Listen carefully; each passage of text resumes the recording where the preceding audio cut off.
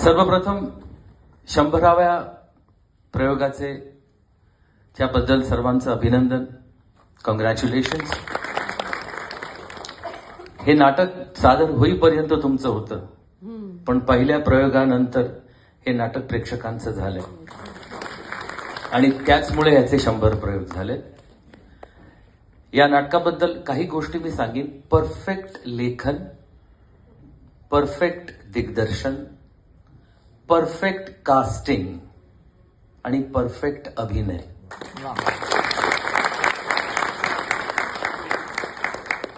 हा विनोद खरंच रत्न आहे आणि त्याच्या मागे त्याच्या आईचा आशीर्वाद आहे, कारण तो आईचं नाव लावतो, विनोद रत्ना, आणि तो आशीर्वाद तुला खूप पुढे घेऊन जाईल विनोद.